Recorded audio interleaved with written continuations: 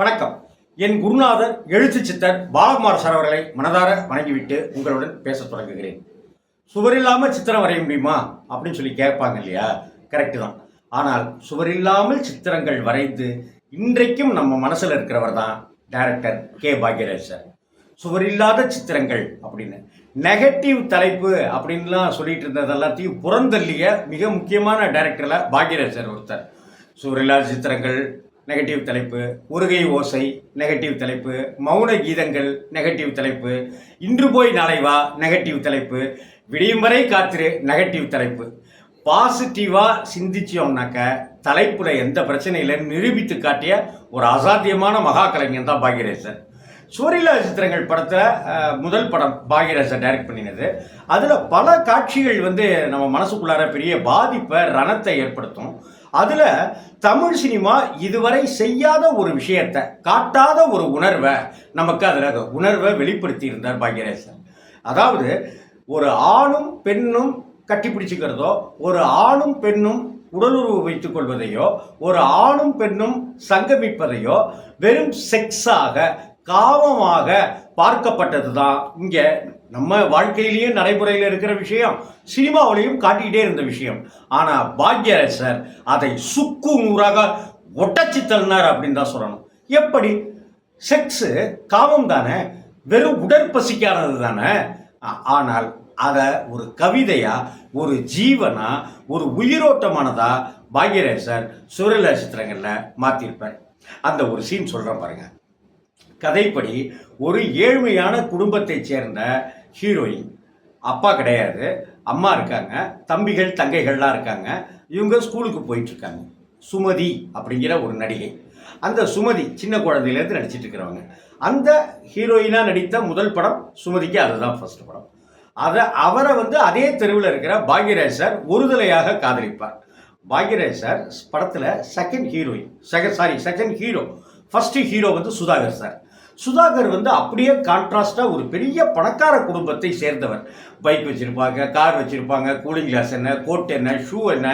அந்த ஷூவையும் அந்த கோட்டையும் அந்த ட்ரெஸ்ஸையும் அந்த கூலிங் கிளாஸையும் பார்த்துட்டு ஒரு கட்டத்தில் சார் கொஞ்சம் ஒரு நாளைக்கு இரவல் கொடுங்க சார்னு வாங்கிட்டு போகிற பாக்யராஜ் சார். அந்த பாக்யராஜ் சார் சுமதியை விரும்புவாங்க. ஆனால் சுமதிக்கும் சுதாகருக்கும் ஒரு காதல் ஏற்படும். இந்த சமயத்தில் அந்த சுமதியோட அம்மாவுக்கு அந்த குடும்பத்தில் இருக்கிற ஒரு சிக்கல் என்ன அப்படின்னாக்க, கணவனால் கைவிடப்பட்டு இத்தனை நிர்கதியோட குழந்தைகளை வச்சுக்கிட்டு அல்லாடிட்டு இருக்கும்போது அந்த ஊரில் இருக்கிற ஒரு ஜவுளி கடைக்காரர் தைக்க கொடுக்கறது, அந்த குடும்பத்துக்கு காசு பணம் கொடுக்கறதுன்னு இருப்பார். அதனாலேயே அந்த பெண்மணி, அதாவது ஹீரோயினுடைய அம்மா விபச்சாரம் செய்கிறாங்க.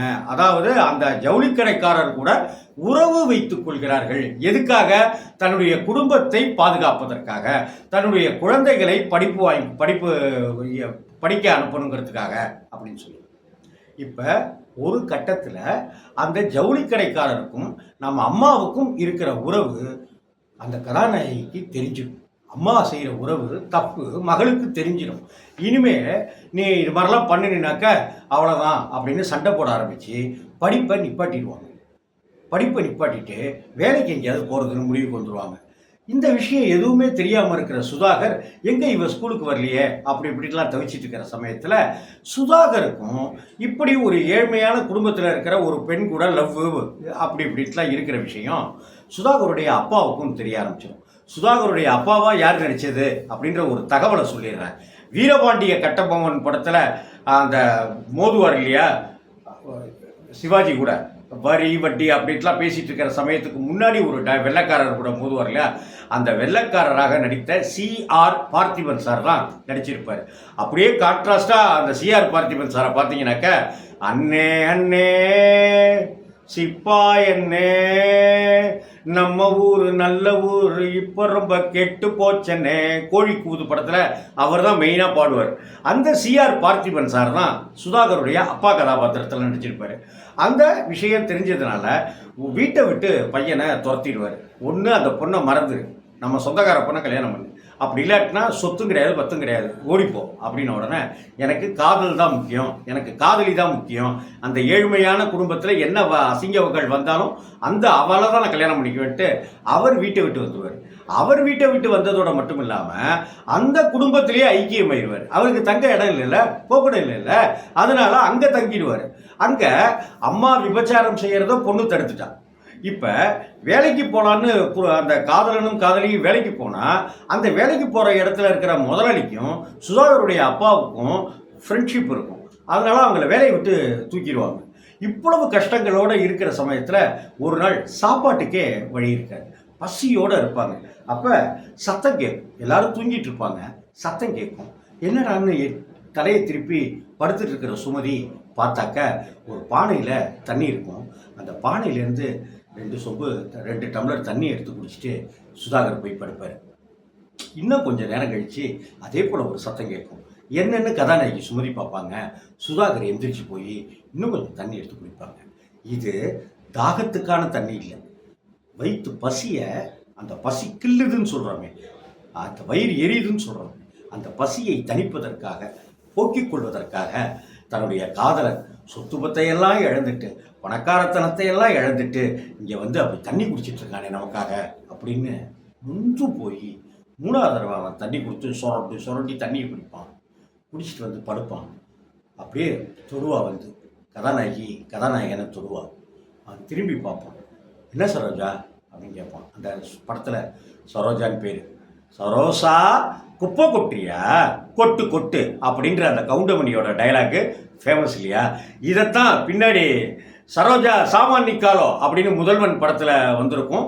அந்த முதல்வன் படத்தில் இருக்கிற சரோஜா சாமானிக்காலோ தான் சென்னை 28 படத்துலேயோ இதுலையோ பாட்டாகவும் வந்திருக்கும். இதெல்லாம் ஒரு லிங்க்குக்காக சொல்கிறேன். அப்போ என்ன சரோஜா அப்படின்னு கேட்ட உடனே பாக்யராஜ்ங்கிற ஒரு மகா கலைஞன், மனித உணர்வுகளை புரிந்து கொண்ட அந்த மகத்தான கலைஞன், நம்ம பாக்யராஜ் ரெட்டையர்த்தனத்தில் வசனம் பெறணுவார் அப்படி இப்படிலாம் சொல்லிட்டு இருக்கிறோமே, ஆனால் செக்ஸுங்கிற விஷயத்த எவ்வளவு அழகாக அந்த இடத்துல சொல்லியிருக்காரு பாருங்களேன். அப்படியே என்ன சரோஜா அப்படின்னோடனே சுமதி அப்படியே பாப்பா சுதாகர் தன்னுடைய காதலன் தன்னுடைய தாவணியை அப்படியே விலக்கி கீழே போடும்.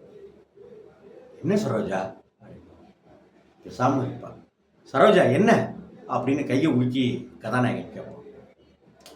நீ என்னைய காதலிச்சதுனால தானே நீ இவ்வளோ கஷ்டப்படுற, பசிக்குது உனக்கு, அதனால தானே நீ தண்ணி குடிக்கிற, உனக்கு ஒரு வேளை சாப்பாடு கூட நம்ம வீட்டில் இப்போ நீ வந்துட்டதுனால போட முடியாமல் எல்லாருமே இப்படி இருக்கிறோமே, அதனால் உன்னுடைய பசியை தீக்கிறதுக்கு இப்போ என்கிட்ட கிடைச்ச உணவு என்னுடைய உடம்பு தான். என்னுடைய உடம்பை நீ எடுத்துக்கோ, நீ என் கூட செக்ஸ் வச்சு, அது உனக்கு ஒரு ஆறுதலாகவும் ஒரு சின்ன மன வருத்தங்கள்லேருந்து போக்கக்கூடிய விஷயமாகவும் இருக்குன்னா, இப்போ நம்ம கல்யாணத்துக்கு முன்னாடியே இப்போ இந்த நிமிஷம் செக்ஸ் வச்சுக்கலாம், நீனைய செக்ஸ் வச்சுக்கோ என் கூட. தமிழ் சினிமாவில் நான் இதுவரைக்கும் இப்படி ஒரு காட்சியை பார்த்ததே கிடையாது, சத்தியம் பண்ணி சொல்கிறேன். அப்போ அந்த பணக்கார கதாநாயகன் இருக்கான்ல, அந்த பணக்கார கதாநாயகன் அவருடைய தாவணி எடுத்து அவன் மேலே போட்டு, அதெல்லாம் ஒன்றும் இல்லை, நீ போய் தூங்கு சரோஜா, அதெல்லாம் ஒன்றும் பசியெல்லாம் பெருசாக இல்லை அப்படின்னு அந்த காட்சி கவிதை மாதிரி ஆக்கி கொலேன்னு நமக்கு அரைஞ்சிடுவார். செக்ஸுங்கிறது ரொம்ப புனிதமான விஷயம்டா, செக்ஸை இப்படி பயன்படுத்தாதரா. ஏன்னா கிட்டத்தட்ட கல்யாணத்திற்கு பிறகு தன்னுடைய கணவனை தாண்டி ஒரு ஜவுளி கடைக்காரன் கூட உறவு வைத்து கொண்டிருக்கிற அம்மா, அந்த உறவையே துண்டித்து விட்ட மகள், இன்னைக்கு அவளே அதையெல்லாம் தாண்டி கலாச்சாரம் பண்பாடு புடலங்கா புண்ணாக்குங்கிறதெல்லாம் தாண்டி தன் காதலனுடைய பசிக்காக தன் உடம்பையே தருவதற்கு தயாராக இருக்கிறாருங்கிறது, அதுக்கும் இதுக்கும் எவ்வளவு வித்தியாசங்கள் பாருங்க. ஆனால் அந்த தாவணியை மூடிட்டு பேசாமல் போய் படு சரோஜா, ஒன்றும் அழட்டிக்காத அப்படின்னு சொல்கிறது. இதுக்கு முன்னாடி அந்த படத்தில் ஒரு காட்சி வந்திருக்கும். ஏங்க நீங்கள் என்ன மறந்துடுவீங்களா அப்படின்னு கேட்பாங்க, குழந்தைத்தனமாக கேட்பா. நீங்கள் பெரிய பணக்காரரு, என்னைய கைவிட்டுருவீங்களா, ஏங்க நீங்கள் என்னைய மோசம் செஞ்சிருவீங்களா அப்படின்னு கேட்பா. அப்போ நமக்கு ஃபஸ்ட்டு சீன் பார்க்கும்போது என்னமோ லூசு மாதிரி சின்ன பொண்ணு பேசுகிறா அப்படின்னு தான் நினைப்போம். ஆனால் பின்னால் இதே டைலாக்கு 2 பேரும் வறுமையில் வாடிட்டு இருக்கும்போது அப்போ வரும், ஏங்க நீங்கள் என்னை ஏமாத்திடுவீங்களா ஏங்க நீங்கள் என்னைய மோசம் செஞ்சிருவீங்களா? ஏங்க நீங்கள் என்னைய கைவிட்டுருவீங்களா அப்படின்னு சொல்லும்போது தியேட்டரில் அழுதுகிட்டே கைதட்டின லட்சக்கணக்கான ரசிகர்களில் நானும் ஒருத்தன். ஒரு செக்ஸ் அப்படிங்கிற விஷயத்த, ஒரு தாம்பத்தியம் அப்படிங்கிற ஒரு விஷயத்த, ஒரு உடலுறவு அப்படிங்கிற ஒரு விஷயத்த அந்த காட்சியின் மூலமாக புனிதப்படுத்துகிற பாக்யராஜா அப்படி பாராட்டுறதா, அல்லது அதை ஒரு கவிதை மாதிரி அந்த மன உணர்வுகளுக்கு மதிப்பளித்து எடுத்த பாக்யராஜ் சாரை கொண்டாடுறதா?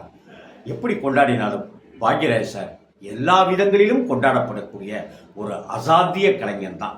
அவர் எனக்கு ஒரு வகையில் குருநாதர். அந்த குருநாதர் பாக்யராஜ் சாரை இந்த சமயத்தில் திரும்பவும் நினச்சி பார்த்துக்கிறேன். வணக்கம் பாக்யராஜ் சார், வாழ்க.